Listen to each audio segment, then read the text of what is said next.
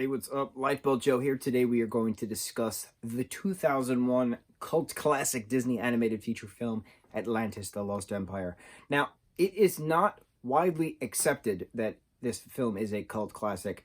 Now, I say cult classic because a shit ton of people are obsessed with this film, especially the potential of a live-action movie. Rumored Tom Holland is going to be Milo Thatch, as we keep hearing.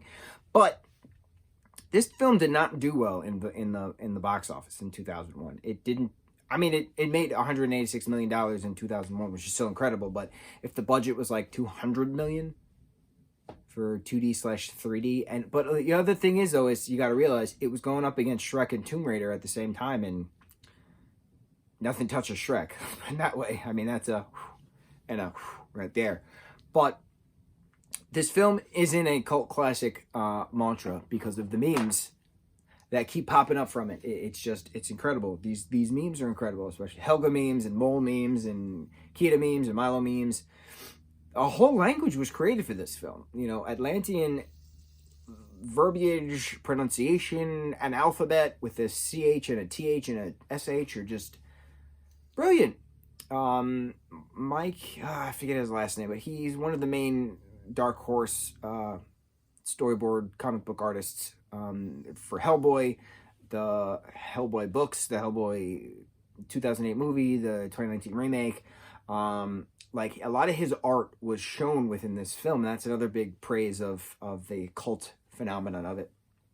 But because this movie didn't do so well, you know, there was a planned spin-off TV series that never happened. There was a planned ride at Disneyland that never happened, which is now the Finding Nemo submarine, which used to be 20,000 Leagues Under the Sea, but it was supposed to be 20,000 Leagues Under the Sea, Atlantis Lost Empire, but since Atlantis didn't do that well, they kept it as 20,000 Leagues Under the Sea, and then Nemo finally, you know, came in and took that over. But there's a little history for you there. So this film is about Milo Thatch, whose grandfather is an archaeological explorer, and this takes place in, what, 1912, 1914, New York City. What is it? Metropolitan Museum, Modern Art? Not Modern Art. Natural History Museum. He works at one of the museums in New York City in the early 1900s. I can't remember which one. But eventually a team gets together to go to Atlantis to bring something back. Milo is not aware of what the something is because the team is really treasure hunters, not explorers. But eventually, some people changed their minds. The graphics of this film were incredible. I remember seeing this in theaters. It was me, my mom, my brother. We saw it at our local movie theater. Rest in peace. The Lindenhurst movie theater no longer exists. It was a one-theater place. It was built in the 50s. This was one of the last movies that was actually shown there. And I remember seeing it in this massive theater with a balcony. And you don't have movie theaters with balconies anymore unless they're, like, old, right? Like everyone and their mother would like go to the movies at that time. I'm so pissed that they tore that down, and I'm pissed that they tore the bowling alley across the street down because like that's what you did.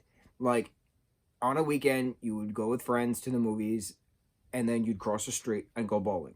And both of those places don't exist anymore. And then all the town officials are like, "Oh, why are kids like skating everywhere? Like that's disrespectful." Like you took away everything. Like what do you expect them to do?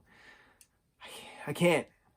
Anyway, so Disney's standard 1:66 ratio or something like that is how they normally film like a shot, like a full screen shot, right? This film was filmed in a widescreen shot. So when you had all the spaceships and not the spaceships, the water ships and the waves and the different tech like crash in and go, and you heard the Dolby sound around, you're like, it was like immersive for its time. It was really cool. And this is a very important movie. Atlantis, The Lost Empire was the first of its kind because Emperor's New Groove was right before it. So there's a distinct ending of the Renaissance of Disney with Emperor's New Groove in 2000 and Atlantis, The Lost Empire is in 2001. And then everything split because you had Treasure Planet in '02 after that, which is another movie that's a cult classic, but it didn't do well in theaters. And it showed, at 2001, it showed that kids don't want to watch 2D films anymore.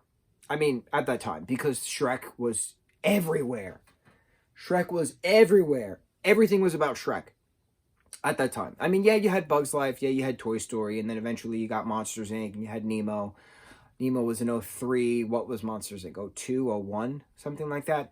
But, like, it was a weird time in cinematic history for kids, especially because they're like, oh, shiny.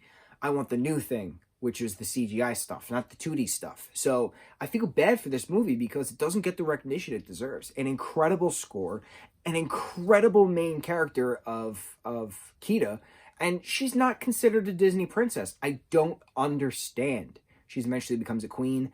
I don't understand. Like, the character development of that, of her just aesthetics in general. Her hair is just really interesting and neat. The tattoos, the crystal that is a part of the Atlantean way. It's just, this movie is just so incredible, and it makes me sad. I'm genuinely upset that it doesn't get the credit it deserves. I'm upset because it deserves all the credit.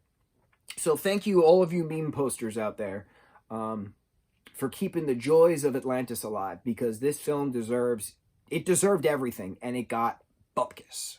I pulled an old school term because it's an old school movie, so it takes place in the 1900s, early 1900s. All right, that's my thing.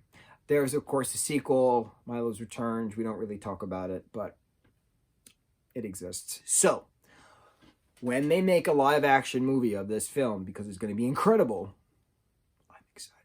I can't wait. Oh, it's going to be incredible. Incredible. It's got to be 2 hours long. I want blood. I want Atlantean blood. Ooh, what color blood do you think the Atlanteans have? But then I want that hot air balloon in the volcano scene.